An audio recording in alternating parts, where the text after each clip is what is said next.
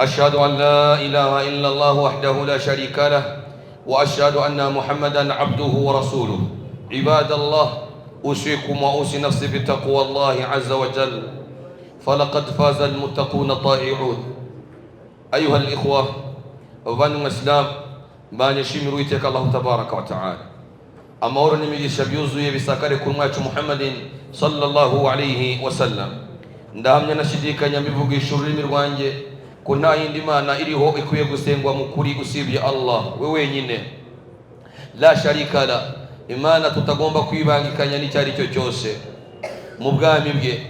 mwanamye yuko Muhammad sallallahu alaihi wasallam ari we khatamun nabiyyin, ari wasoreje intumwa ndetse n'abahanuzi. ayuha al-ikhwa, wa udhakirukum wa udhakiru nafsi, nkabibutsa nanjye ubwanjye nisize yuko twarusha kugandukira Mwenyezi Mungu subhanahu wa ta'ala.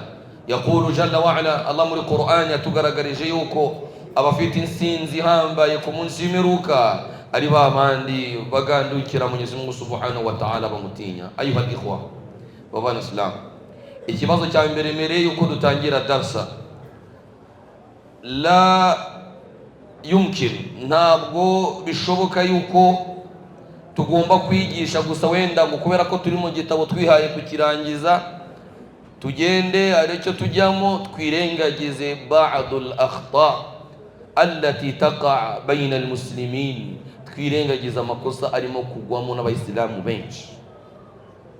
Waislamu fi hadha zaman, muri iki gihe turimo, by'umwihariko muri uku kwezi turi mu kwezi, bamwe mu bayisilamu yaqauna fi akhta, bagwa mu makosa. نسأل الله أن يهدينا جميعا, dusaba Allah yuko twese yatuyobora. Ahangaha ni ukuvuga kuri ba bayisilamu bakunda umupira w'amaguru, barakallahu fikum. Abayisilamu bakunda umupira w'amaguru, nubwo abamenyi bamwe bavuga yuko al-aslu fi qurrati al-qadam, yuko asl, inkomoko y'umupira w'amaguru ari mubahan, ari mubah, ikintu kiraho ngaho tutavuga yuko ari haramu cyangwa se makruhu, ni ikintu cyemewe ko umuntu yabikora. Ariko bitewe nanone nibikorerwamo nibiberamo, nibyishobora kuba byatuma umwisilamu agwa mu kosa rikomeye. Ahangaha bamwe mu bamenyi no bazamura iyo hukumu bakanageza no ku rwego rwo kugaragaza yuko ari haramu. ayuha al-ikhwa, ni bangaye mu Islam muri iki gihe turimo bari gusari nabi, bagasari salatul fajri saa 3 saa 2 kubera ko baraye bakesheje, baraye saa 7 saa 8 bari kureba umupira. Waislamu, ibintu turi kuvuga ni ibintu abayisilamu mwese nawe ubwawe ushobora kuba wicaye aho ngaho ubizi yuko ejo iryo kosa ari kwemura cyangwa se ejo bundi wariguyemo. Hari ibyo twita ngo amaderbi, murayaza amaderbi, za mache ziba zikomakomeye. Umwisilamu yaba saa 8 akakubwira ati la siwezi kulala, wallahi akabyuka, nta na rimwe yigeze abyuka gusari tahajudi, nta na rimwe kubyuka gusari tahajudi habicuwi, ariko agashiramo munabi, agashiramo reveri, ni reveri akayishiramo kugira ngo ize kumubyutsa saa 7 akanaryama kare kugira ngo aze gukurikirana umupira wa saa 7 cyangwa saa 8. yarara ari kureba uwo mupira, warangira akajya kuryama, yajya kuryama ubwo nyine nawe urabyumva salatul fajri ni saa 3 ni saa 4. Uislamu, ibintu turi kuvuga niko kuri. Bamwe mu bantu bibagiwe aya za Mwenyezi Mungu subhanahu wa ta'ala.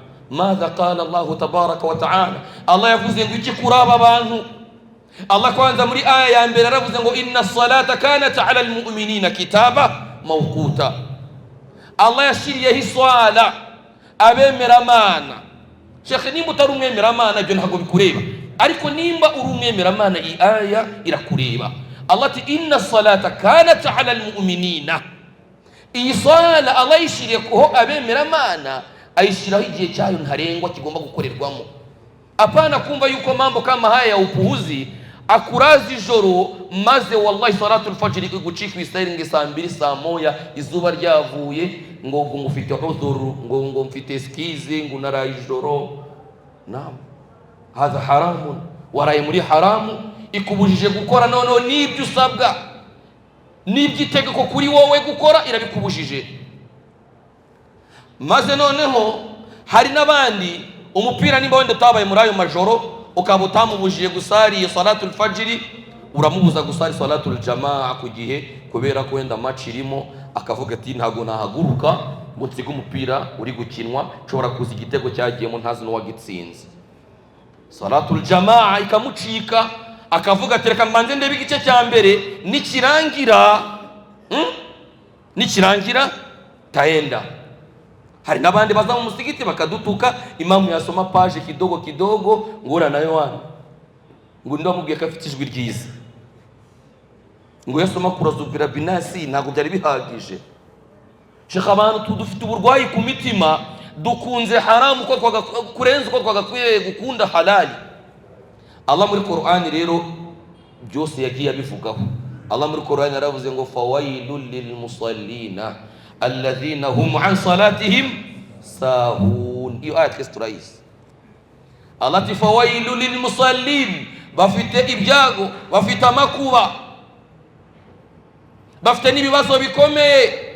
Fawailul lil musallin, babandi bavuga yuko basari au bafite ibyago bakagira n'amakuba.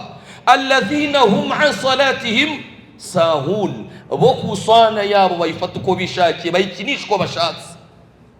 Araryama rebe match ya saa 7, aryame yarabyukira ndasari saa 2 saa 3 ntacyo bitwaye. Salatul jamaa iramutambukaho, ibyo byose bitwaye iki? Nawe uri muri iyi wa'id y'abafite ibyago bikomeye, babandi basara uko bishakiye. Ayuhal ikhwa, uyu mupira rero uri gutuma ujya gusari sala mu gihe kitari cyawe. Uyu mupira uri gutuma ureka gusari salatul jamaa fi waqtiha mu gihe cyayo. Fa'lam anna hadha al-mubara aw anna hadhihi al-mubarayat haramun, menya yuko uyu mupira ari haramun kuri wowe.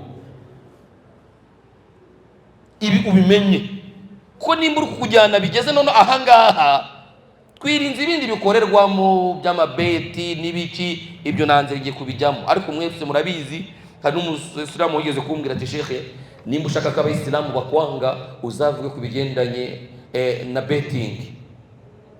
Ndamubwira ati se kubera, kanamubwira ati abasilamu wengi baba bafite icyo bita amapari. Amapari murayazi? Amapari ko bayita ngo amapari ni bya bipapuro baba bahaye muri betting bareberaho ngo amakipe ari butsinde. Wari umuyisilamu ugeze kuba ari gusara, agiye kubona abona gisototsemo kiraguye, agasohoka ahita avuga ngo a'udhu billahi rajim, agisiza mu mufuka, ahita lani shaytan, yagiye kukigurira ariko sikia imani ya muswana ngo a'udhu billahi minash shaitani rajim ari wakiguriye. Waislamu, ibi byose turi kuvuga murabizi, ibihe turimo hari match ziri kuba abantu bavuga ngo iyi match irakomeye, ngo wallahi ngo ntago nasinzira. Ewa akaryama agashyiramo telefone ngize kumubyutsa. Wallahi nta rimwe yari yabyuka gusari qiyamul layl na rimwe, usibye wenda muri za Ramadhan naho imani yazamutse aho ngaho khalas. Ariko kuvuga ngo mu yindi minsi yabyutse gusari qiyamul layl akaba atabishobora, ariko muri iyi minsi ari kuba saa 8 z'ijoro saa 7 ari kuri televiziyo yakanuye.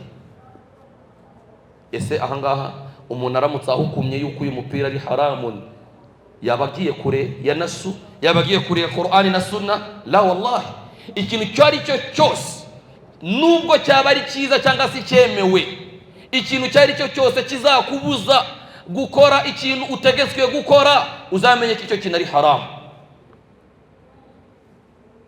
Waislamu ahangaha nta nubwo ari ibyo byonyine, nuko nigeze kubabwira ejo bundi, nimba ari umusiba cyangwa nimba ari byiza Allahu a'lam, ariko twebwe tuganirizwa n'abantu bagiye batandukanye, yaba abasaza, ababyeyi, abadamu, baratuganiriza. Hari n'abagore bari kurira ngo muri ku kwezi ntago bari kubona haki zabo. Hari match ikaze, aramushaka aramubona, si we genda uryame ndaje wana, genda uryame ndaje. Umugore akagenda akaryama ari kwikurungutura mu buriri, ari kuzenguruka byanze, ari kwimyoza, undi nawe ngo bari bagishizemo wani iko kama wazanga. Sheikh, wallahi tugarukire Mwenyezi Mungu Subhanahu wa Ta'ala. Ibi bintu twe tubona yuko ari bito, yawmal qiyamah tuzabibazwa. Iyi swala yawe udashaka guha agaciro, iyi swala ushaka gusara uko wishakiye, igihe naboneye umwanya nicyo gihe ndayikorera. Wallahi ibingibi uzabibazwa yauma alqiyama. Icyo rero tuvuze aha ngaha, abantu bakunda umupira, mwumva yuko mukunda gukina, mukunda kureba imipira n'iki, Sheikh wangu icyo nabagiramo inama ni mutinye Allah muri ibi ngibi. Ejo n'ejo bundi utazisanga uri gukora amahano, uri kugwa muri haramu mu byo witaga imikino nawe bwa utabizi, ukinjira muri waide, muri rya sezerano ribi Allah yatanze kuri ba bandi basari ariko bagasari uko bishakiye. Hadha ma kuntu uridu an unabbihakum, aha niho nifuje kuba nabibutsa mbere yuko dutangira darsa yacu nyirizina. La adri anna ahad minkum, ntago wenda nzi ko harumwe muri mwe baba bafite ikibazo kuri ibi ngibi mbere ko dukomeza ku darsa. Icyo nifuje kwibutsa nari ngisoje, ari ufite icyo ashaka kongeraho? Naam. Sujudu sahawi, twabonye yuko hari sijida ziba mbere na sijida ziba nyuma. Waislamu, iki gihembo uragishobora, tutampatia zawadi insha Allah tabaraka wa taala, kutubwira sijida ziba mbere n'iziba nyuma insha Allah tabaraka wa taala. Turaho umuntu umwe wa mbere amahirwe, nabyica abandi barabikorera gratuit insha Allah. none uburyo Allah Sheikh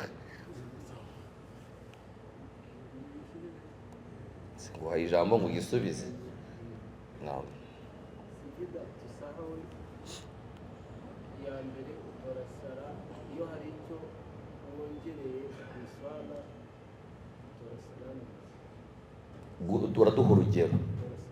Uraduha urugero no mu magambo, tubigenza gutya ugakora gutya mu magambo kugira twumve kubizi.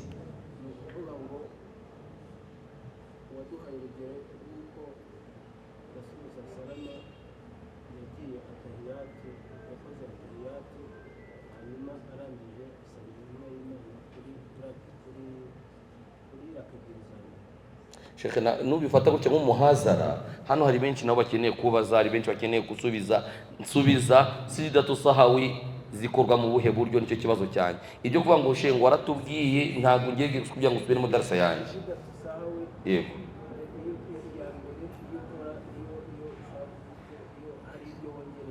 Iyo hari byongereye muswali. Yego. Gute duha urugero mu mvugo, uvuge ngo bigenza gutya na gutya, ugatora gutya ukabigenza gutya. Icyo nicyo kibazo nshaka kumbwira, gura numve kubizi. Waislamu, tureke kubuyumba wana.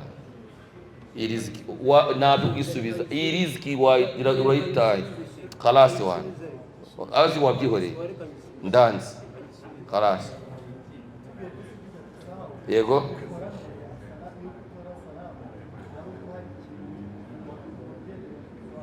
Iyo umuntu yongereye musala bigenda gute?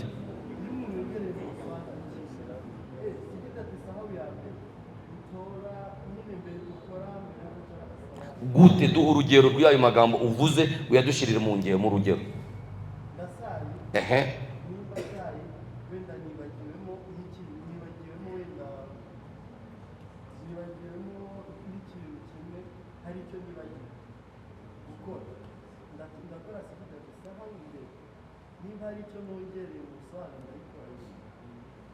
Ibyo avuze nibyo ra Waislamu. Iyi mada reka nongere nyisubire mu kora Abasilamu. Erega urashaka ufite icyo kuvuga khalas. Iyo wongereye mu swala, yego, sijita sahawa uyikora nyuma yo gutora salamu urugero. Yego. Ushobora kuva nka ruku, yego, kuvuga Allahu Akbar. Iyo ushobora Allah, reka mubarire, hari umusasu umwe hariya ushize hejuru, reka muhe ijambo atagira ngo nabaniganye na bijambo mu kira gice mbone guhita mvuga. Naam. Yego. Uri gusari? Yego. Yego. Icyo gihe uyisari utanga salamu mbere.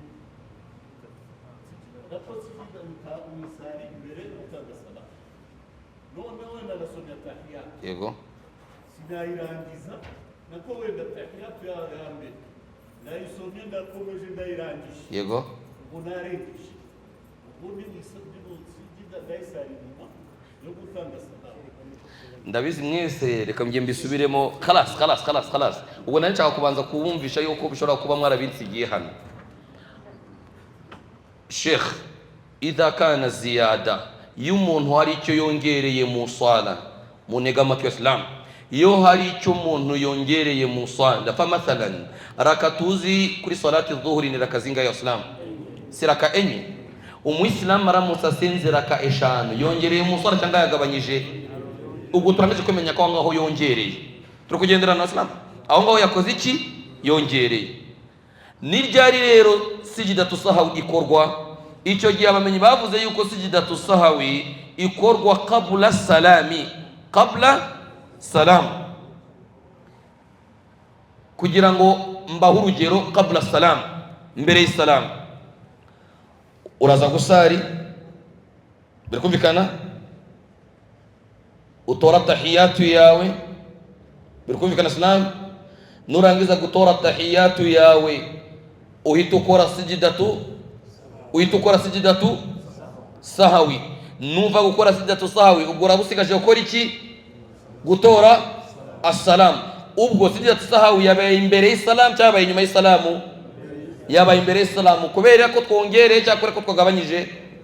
Kubera ko twongereye. Wabu'id, ndongera nsubiremo. Sijidatu sahawi, sijida yo kwibagirwa, umuntu ayikora mbere y'isalamu. Yo habayeho kwibagirwa bishingiye mu kongera ikintu mu sala. Nimba ari zari sala zifite raka enye, umuntu akibagirwa gasarira kazingahe? Eshanu. Ubwo icyo gihe akora sijidatu sahawi ryari? Mbere y'isalamu. Atora tahiyatu, yarangiza gutora tahiyatu agahita ashiraho sijidatu sahawi. Yarangiza gushiraho sijidatu sahawi ebyiri, agahita agaruka aje gutora salamu. Ubwo salamu ikaba izo sujud cyangwa izo sijidatu sahawi ikabibaye imbere y'isalamu. Anga turi kumwe Islam? Assalamu muri iki gice turi kumwe? Bisubiremo, barakallahu fikum.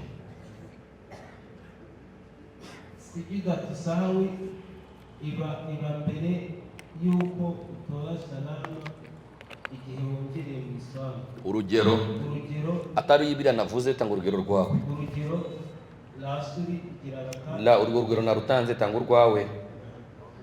Mangaribi igira navuze dhuhuri, wavuze lasiri. Allah shehe, wawe uzi gukopera neza, ntacyo bitwaye. Urugero reka nivugire mangaribi. Wivugire mangaribi. Igira raka eshatu. Yego. Noneho uribagiwe ushyizeho raka ya kane. Yego. Sibyo? Yego. Icyo gihe urakora sijidatu sahawi, ubyumva umaze gutora atahiyatu ya nyuma, ubyumva. Yego. Hanyuma ukore sijidatu sahawi n'uvayo utora salamu, kubera ko atahiyatu ya nyuma wayo. Ibyo avuze si byo? Yego. Nanone ngo sijidatu sahawi iba ba'da salam, iba nyuma y'isalamu ryari? Yo habayeho kugabanya ikintu mu sala. N'urugero, umuntu arangije gusari salati dhuhri, ari gusari salati dhuhri, ageze kuri raka ebyiri, aribagiwe, ntabwo yicaye ngo atore tahiyatu, ahise ahaguruka. Ahise akora iki? Ahaguruka. Ya tahiyatu ya mbere ntayo yigeze akora iki? Ntayo yigeze azana. Ubwo warahagurutse, abyibutse already, yarangije no gukora iki? No guhagarara. Ahangaha sijidatu sahawi iba nyuma yuko arangije gutora assalamu. Birikumvika Islam? Ba'da salam, nyuma yuko arangije gutora assalamu. Ubwo nukuvuga ngo aratora tahiyatu, yarangiza gutora tahiyatu agatora assalamu alaykum wa rahmatullah, assalamu alaykum wa rahmatullah. Nyuma agahita akora iki? Ashyiraho sijidatu as-sahawi. Ubwo sijidatu sahawi ikabibaye nyuma, ba'da salam, nyuma y'isalamu. Yo kwibagirwa byabayeho hashingiye gukora iki? Kugabanya. Biri kumwe Islam? No.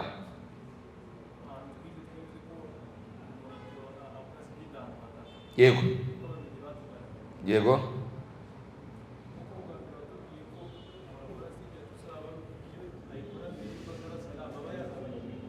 Yego.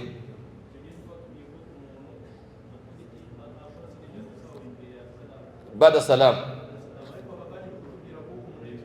لا بعد السلام hangaha niyo tuvuze yuko byabayeho mu kugabanya ashingiye mu kugabanya iba بعد السلام nibyo twavuze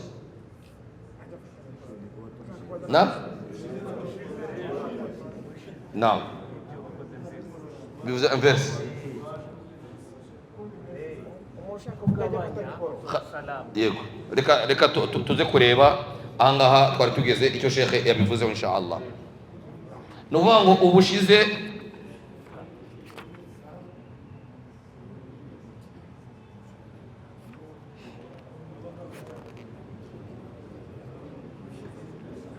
خلاص murekera dusubiremo ahangaha gato.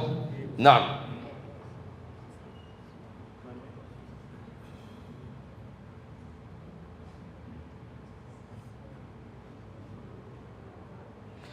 naam, ahangaha Waislamu nimba mubyibuka twabanje kuvuga yuko harimo ikhtilafat. Ibyo twarabivuze ntabwo twabivuze tuvuga ko harimo ikhtilafat irimo cyangwa ntagirimo, twemeranyije ko harimo ikhtilafat. Ni ukuvuga ngo ikhtilafat zirimo Sheikh aravuga ahangaha, kandi naneho twatangira icyo gihe yaravuze ngo wakhtalafa ulama, ngabamenyi baraje gutandukana rahimahumullah, Allah bagirira impuhwe. Hal yakunu sujudu sahwi qabla salami au ba'da, ese sajdatu sahwi iba nyuma cyangwa se iba mbere? Bazana imvugo zigeze mu mvugo eshatu. Izo mvugo eshatu ariyo qawlu ya mbere, bo bagaragaje yuko anna sujuda idha kana linaqsi, yo habayo kwibagirwa bishingiye mu kugabanya, au ishaka cyangwa se umuntu akaba afite gushidikanya muri we yuko iba qabla salam. Birikumvikana? Iyi ngiyi twabonye yuko ari nayo riwaya ya Imam Ahmed rahimahumullah, wa huwa al-madhhab al-malikiyya. Birikumvikana Islam? Twaraje kubona na madhhab yuko ariyo madhhab ya Imam Malik. Bo babona yuko kugira ngo byumvikane, Imam Malik babona yuko sijidatu sahwi yo habayo kwibagirwa bishingiye kuri naqs, kugabanya, cyangwa se shaka yuko icyo gihe sijidatu sahwi ziba ryari Islam qabla salam. Birikumvikana? Iyi ni madhhabu yande ya Imam Maliki. Al-qawlu thani, imvugo ya kabiri ariyo mvugo twaje kubona yuko nayo ari imvugo ya Imam Ash-Shafi'i, yagaragaje yuko anna sujuda kullahu, yuko sijida zose zibaho ryari qabla salam, zigomba kuba mbere y'isalamu. Iyo ni imvugo ya Imam Shafi'i. Imam Shafi'i we ntabwo abona ibintu byo kuvuga ngo ibe mbere cyangwa se nyuma. We abona yuko sijidatu sahwi madama yakozwe habayo kwibagirwa mu swala, yaba ari kugabanya cyangwa se kongera, sijidatu sahwi igomba kuba ryari mbere y'isalamu. Icyari cyo cyose wabayibagiwe mu swala. Iyo ni madhebu ya Imam Ash-Shafi'i. Al-qawlu athalithu, imvugo ya gatatu, anna sujuda kullahu ba'da salami, hari abavuga yuko sijidatu sahwi iboneka ikorwa ryari, ikorwa ba'da salam, igomba gukorwa ba'da salam. Wa huwa al-marwi an ibn Mas'ud, akabari riwaya ibn Mas'ud wa Ammar ibn Yasir wa hukiya an Sa'di Abi Waqqas radiyallahu, wa huwa madhhabu al-Hanafiyya, akabari nayo madhhabu ya Abu Hanifa. Birikumvikana Islam? Izi mvugo eshatu zose twakoze iki? Twarazivuze, walillahi alhamdu. Iyi qawlu rero nayo nindi mvugo igaragaza yuko sijidatu sahwi bazitondetse mwa buriya buryo, nabo batanga dalili zabo, kubera ko ahangaha ubushize nimba mwibuka twabonye dalili, twarazibonye ntabwo twazibonye. Asalamu dalili narazigisha cyane, nazo navuze. Naam, narazivuze. Ahangaha rero Sheikh ageze aduha indi qawlu, nayo agiye no kuduha na dalili igaragaza yuko ari gutyo Rasulu yabikoze mu gihe yibagiwe. Wallahu a'lam. Ariko qawlu rajihu, imvugo ifite imbaraga kuri mas'ala, biragoye yuko wavuga ngo qawlu rajihu nibi. Ariko twebwe hano mu Rwanda, akenshi twebwe hano mu Rwanda tugendera kuri ihe madhebu ya Imam Shafi'i. Niyo mpamvu uzasanga ibyo umushekhe azibagirwa, yaba yongere cyangwa yagabanyije, sijidatu sahwi azayikora ryari mbere y'isalamu. Biragoye, hari umusigiti urapfa kubona bakoze sijidatu sahwi nyuma y'isalamu. Naam, nimba nawo ubonye waba ari umwe cyangwa ibiri, ariko ntabwo bikunda gukorwa kubera ko harimo ikhtilafat. Rero aho ngaho nanibagiye kubabwira yuko harimo ari yindi mvugo, barakallahu fikum, ariko biba bigaragaza yuko muba mwakurikiye insha Allah. Naam.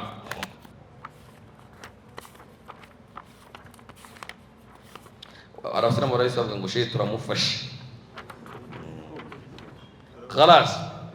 وكل هذه الأحوال الثلاثة فيما فيها تفصيل، لكن المصنف رحمه الله قصد بيان سبب سجود السهو في الصلاة، ثم بين رحمه الله أن شروط ذلك أن يقع من المصلي على سبيل السهو لا على سبيل العمد والقصد، وهو ما يفيده مفهوم قوله لا عمدا. شيخ رتبيرتي nyuma hizi halati zose twagiye tuvuga, yaba ari ziriya twigeze kuvugaho mu cyumweru wenda kibanziriza cyashize, n'izi hali turi kuvuga, shehe aragambiriye kuvuga ngo kwibagirwa igihe cyari cyo cyose byaba byabaye, hashingirwa mu kwibagirwa, ntabwo dushingira kuba umuntu yakoze ikintu abizi. Ndavuga ngo umuntu aramutse hari icyo akoze mu swala abizi, turamubwira ngo akore sijidatu sahawi abizi, akareka gukora iyo sijida, akareka wenda gusari raka enye abizi, agasara 3 cyangwa agasara 5 abizi, ubwo ngubwo dohukumu yuko isala yakoze iki, yapfuye. Shehe aravuga ngo la amdan, ngo hanga turi kuvuga mu kwibagirwa. Ziriya halati zose twavuze, ikigenderewe ni ukwibagirwa, ntabwo ari uko umuntu yaba akoze iki, arimo kwibuka. Wallahu a'la wa a'lam. Sheikh arakomeza aratubwira ati famata zada fi'lan min jinsi salati qiyaman, ngiye cyari cyo cyose umuntu uzongera mu swala qiyaman, agahagarana urugero yava kuri ruku, agahagarara akongera guhita asoma indi sura. Nuvuga ngo umuntu avuye kuri ruku, aho kugira ngo wenda ahita asubira kuri sijida, ahubwo nawe agiye kongera gusoma iyindi sura. Sheikh aravuga ngo famata zada fi'lan min jinsi salah, ngo nuramuka wongeye ikintu cyari cyo cyose min jinsi salah, mu bikorwa bigize swala, harimo qiyaman guhagarara, au qu'udan cyangwa se kwicara, au ruku'an cyangwa se kujya kuri ruku ukajya inshuro 2, au sujudan cyangwa se sujudu kayikora inshuro 3, amdan ukabikora ubigambiriye, batalati salatuhu, isala ikora iki, isala ikora iki, itayangirika. Barakallahu fikum. Sheikh arongera nanone ahangaha aratubwira ati wasahwan yasjudu lahu wa in zada rakan falam ya'lam hatta faragha minha sajada wa in alima fiha jalasa fil hal. Umuntu aramutse ari gusari salati dhuhuri al-asri mathalan, agasari raka 5 akabyibuka izo raka, uredi raka nayo yarangiye akabyibuka ari kuri atahiyat, ubangu umuislamu yahagurutse asari raka zingahe 5, ariko ntabwo yigeze yibuka habe ageze kuri atahiyatu mbere yuko atora salamu, yibutse yuko yibagiwe, yibutse yuko yakoze iki, yibagiwe, akawenda akibagira ari kongera. Uyu nguyu isala irangirika, isala ntabwo yangirika, asabwa gukora iki gusa, sijidatu sahwi. Ala al-madhhab, twagendera kuri madhhabu ya mbere, ubwo sijidatu sahwi wayikora ryari ari ukongera qabla salam, kuri madhhabu yandi ya Imam Malik. Birikumvikana Islam. Ahangaha Sheikh arakomeza aratubwira ati wa in alima, ariko aramutse abimenye, n'urugero arongereye isala rakazare 4 azigize 5, abyibutse atangiye suratul Fatiha ahita abyibuka, icyo gihe uramubwira ngo akomeze yirangize? Naam, icyo gihe utamubwira ati hita wicara ako kanya, hita wicara, kubera ko aramutse akomeje nyuma yuko yabimenye, ubwo isala yita ikora iki? Kuko mbere yarari ma'zur, mbere yarafite uzur, yarafite impamvu yumvikana yo kwibagirwa, ariko noneho ubu ngubu yabyibutse nta mpamvu n'imwe afite. Birikumvikana Islam. Niyo mpamvu y'umuntu yibutse yuko yibagiwe, icyo kintu yibagiwe ako kanya direct yari kongera muswana, agomba guhita kuri iki, agomba guhita garuka iyo rukunu cyangwa se yibagiwe agahita akizana. Allahumma usibye kuri at-tashahhud al-awwal, usibye kuri iri atahiyatu ya mbere, nigeze kubigishaho yuko iyo umuntu yarangije guhagarara yemye, yarangije gutangira iyindi rukunu suratul Fatiha, guhagarara bwo nubwo umuntu yamubwira subhanallah, yemerewe gusubira hasi cyangwa arakomeza agahagarara? Na arakomeza arahagarara, hariya ntabwo usubirayo. Sheikh rero aratubwira ati intumwa y'Imana Muhammadin sallallahu alaihi wasallam yaravuze ngo sallu kama raaitumuni usalli. Niyo mpamvu ushobora kuba yagira icyo yongera musala amidan, abigambiriye, aliman, abizi, turavuga ngo fa salatu batila, isala irangirika. Ariko man fa'alahu nasiyan, uzabikora kubw'impamvu yuko wenda yibagiwe, uyu nguyu turamubwira ati yajburuhu bisujudi sahwi, abisimbuze sijdatu as-sahwi. Allah nanone muri Qur'an aratubwira ngo falyahdharil ladhina yukhalifuna an amrihi an tusibahum fitnatun aw yusibahum adhabun alim. Allah ati murarya muri menge ba bandi batandukana n'amahame y'intumwa yacu Muhammadin sallallahu alaihi wasallam, ba bandi bagendera kure iby'intumwa y'Imana Muhammadin sallallahu alaihi wasallam yatuzaniye bakabyirengagiza, wa yukhalifunahu, bakagenda kure n'amategeko ye. An tusibahum fitna, yuko bashobora guhura n'ibyago n'ibigeragezo, cyangwa se ayisibahum adhabun alim, cyangwa se ngo bagahura n'ibihano bibabaje, ibihano bikomeye. Babandi bakora iki? Banyuranya n'amategeko y'intumwa yacu Muhammadin sallallahu alaihi wasallam. Sheikh arongera aratubwira ati fatashahada illam yakun tashahada wa sajada wa sallam. Ahangaha nibyo twaturangije kuvuga. Umuntu aramutse yibagiwe agahaguruka kuri raka enye, akahaguruka agiye kuzaniya gatanu, turamubwira ati hitusubira hasi utore atahiyatu, utore atahiyatu direct, uhite umanuka utore atahiyatu, ntabwo tumubwira ngo komeza urangize iyo raka. wallahu a'lam. Sheikh ati wa in sabbaha bihi thiqatani fa asar, ngo kandi nanone kukwibutsa kwawe ugomba kwibutswa byibuze n'abantu bangahe? Thiqatan, abantu bizewe bangahe? Babiri. Vango ari igihe umuntu yibagirwa, imam ari igihe yibagirwa, yakibagirwa mu muswanda, umuntu umwe akaba ari uri kubyibuka, umuntu umwe mu musigiti akaba ari kuvuga ati ngewe Sheikh wibagiwe. Ariko uyo ari umuntu umwe ntabwo tumugenderaho. Bikubika Islam, yari umuntu umwe turamubwira ati la la la la. Ariko yari babiri bagomba nabo kuba bari thiqa, abantu bizewe, ari abantu bizewe. Yari abantu nanone batizewe, nubwo bakwibutsa ntabwo wemereye kugendera ku byo bavuze. Bikubika Islam.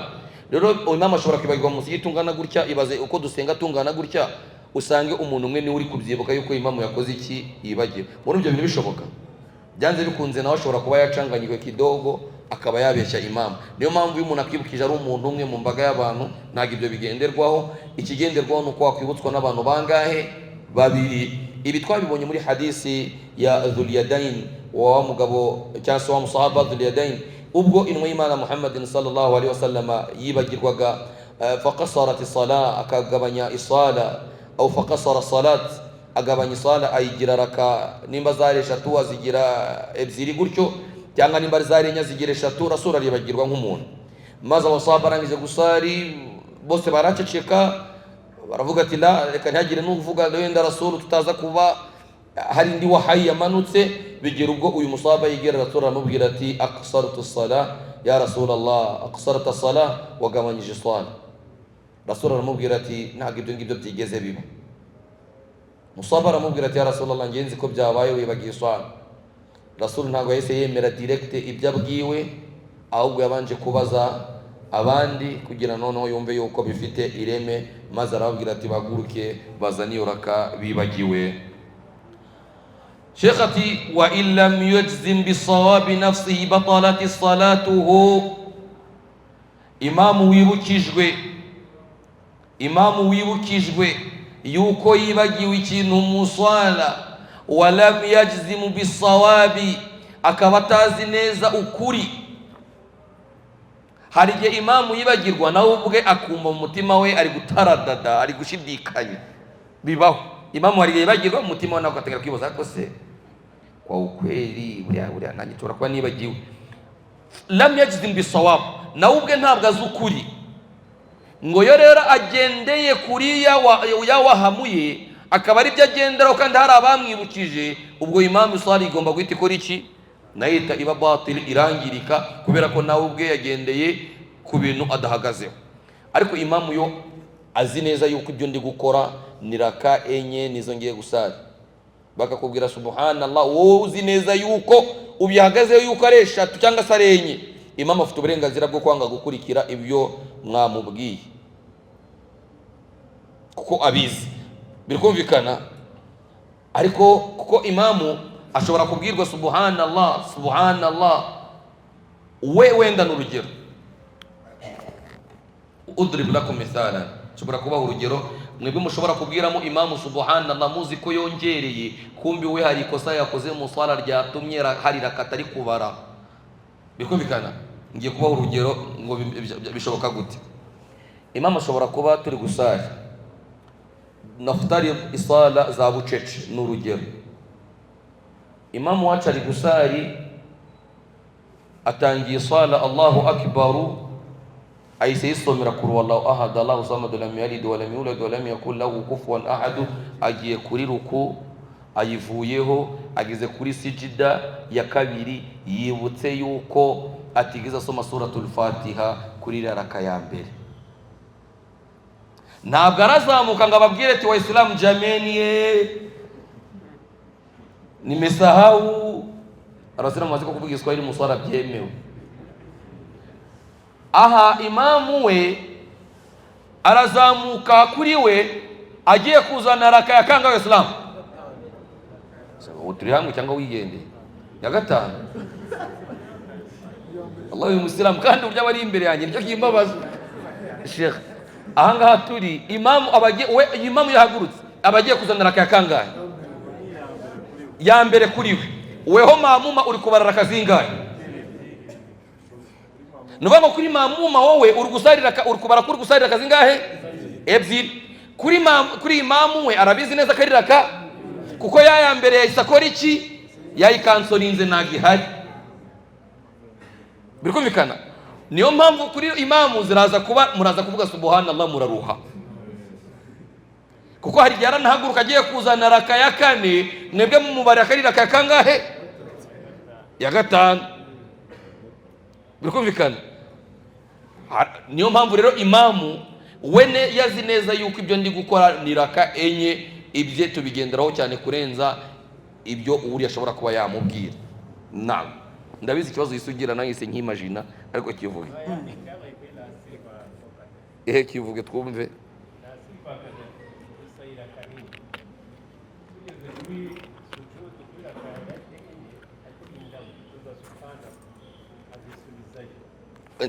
Subiremo mwashinze raka enye. Yego sijida tusahau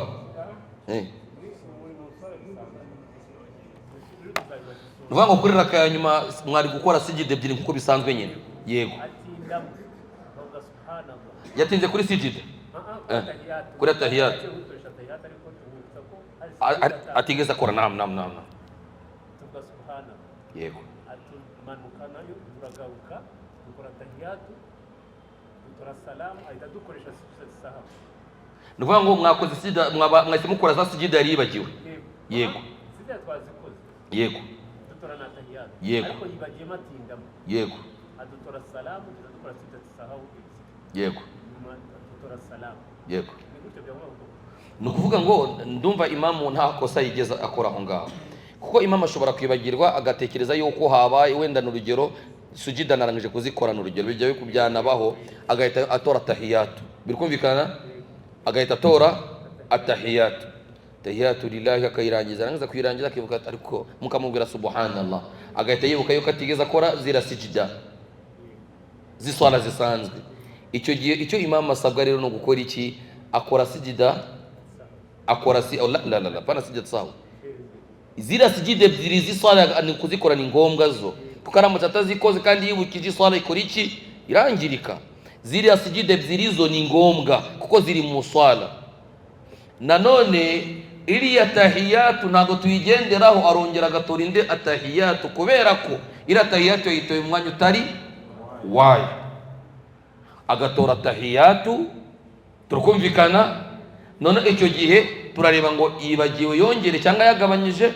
Ese turugendera kuri madhhab Imam Shafi'i cyangwa se ya Imam Malik cyangwa se ya Abu Hanifa, akaba ari wamenya icyo aribuze gukora aho ngaho. Ariko nimba atigeze atora atahiyatu yayito atakora sida tusaho, ibyo ntacyo bitwaye. Ni gutyo. Barakallahu fik. umwanya w'ibibazo mwambara ko ugiye kugera nta n'iminota ingahe ngiye kubaha umwanya w'ibibazo inshallah. Sheikh aratubwira ati wa salatu man tabi'ahu aliman, uzakurikira imamu abizi neza yuko imamu yongereye ikintu musala, abizi neza ko imamu yongereye ikintu musala, ugahaguruka nawe ukamukurikira, isala yawe irangirika. La jahilan, tutavuze ahangaho umuntu jahil, umuntu utabizi ntabyo yarazi, nasiyan nawe yibagiwe, wala man faraqahu. Ahangaha reka iyi qaidi nisobanure nayo bwira yumvikane. Umuntu ashobora kwibagirwa, imamu ashobora kwibagirwa mu swala Islam. Imamu yakibagirwa mu swala, wowe ubizi neza kuri maamuma mubizi neza yuko ari raka ya gatanu. Icyo gihe mwebwe yo mubizi neza ko ari raka ya gatanu agiye kuzana, muramukurikira muri yo raka. La yo raka yo ari ukubera ubujiji, mushobora kuba ibyo bintu yewe ilmu hakuna, ntayo ufite, au nasiyan, cyangwa se nawe wibagiwe ntawe ubijuwi. Wala man faraqahu, ay man nawa al mufaraqa, umuntu wanuye gutandukana na imam. N'urugero, umuntu wanuye gutandukana na imam, ngiye nje gusari nakererewe, nje gusari nakoze iki, nakerewe, hari raka imwe nsabwa kuza kwishyura kubera ko iyo raka yancitse. Ahangaha ninjya mu swala ngiyemo harimo niya yuko ndakomezanya nawe cyangwa ndaza gutandukana nawe. Imamu turakomezanya turangizanya cyangwa ndaza gutandukana nawe, ndatandukana nawe. Ahangaha bamenyi baravuga ngo iyo wanuwe yuko uraza gutandukana na imamu, yagiye kuzana iriya raka, weho wemerewe gutandukana nawe ukisarisha, ukizanira raka yawe utamugendereyeho. Kuko uramutse umugendereyeho ngo muyikorane kubera ko nawe ari iri kubura, iriya raka nawe ibiri batira ntago yakirwa. Ibintu ntago muri kubyumva. Sheikh wanjye wahise anambwira ati yego. Subiremo. Islamu subiremo. Kubera ko ndi kubona ko bitari kumvikana, reka mbisubiremo. Ngewe nje gusari ariko nsanze hari raka imwe yacitse. Ubwo iyo raka ndasabwa ko ndaza kuyishyura. Ibyo turabyemeranya yuko raka yagucitse ubuzikora yishyura. Ndasaye, imamu aribagiwe, yongera iswala, ahari raka enye azigiza raka eshanu. N'urugero, uyu mu imamu yahagurutse agiye kuzana ya raka ya gatanu, nawe ubizi ko ari raka ya gatanu agiye kuzana, nubwo nawe ari uri kubura ntabwo uyimukurikiraho, kuko iriya raka imbere ya Allah nta gaciro ifite. Rero gusengeshwa na imamu uri gusarira kidafite agaciro imbere ya Allah, nawe nta gaciro iriya raka iba ifite. Niyo mpamvu icyo gihe weho usenga ibyawe nagukurikira nde? Imamu kwa iriya raka. Kugeza ahangaha ntabwo byari byumvikana. Uye nta kibazo n'ubwo wamutanga nawe paka mugenderere muri icyo gihe, kubera ko n'ubundi wowe uba wanubiye mufaraka gutandukana nawe. Asalamu biri kumvikana? Asalamu. Inshuro ya nyuma iri kwigisha abantu bakuru urihangana. Inshuro ya nyuma mtu abavuga Igiswahili ndi kubabangamira kubera ko ntago umunsi nakivuze cyane. Umuntu yiba yakererewe, duspose imamu arahangaha ari kunsarisha mathalan, uyu twise kari imamu yibagiwe kuri raka enye, arizamukira ajya kuzana raka kangahe? Ya gatanu.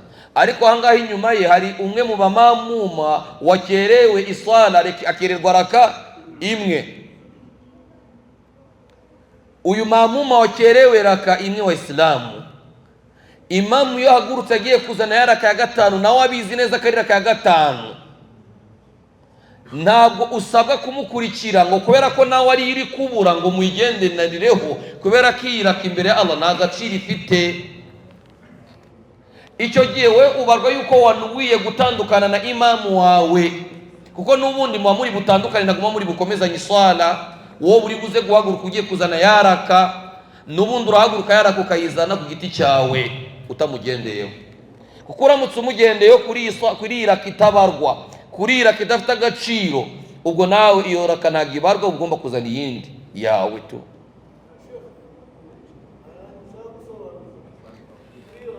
Na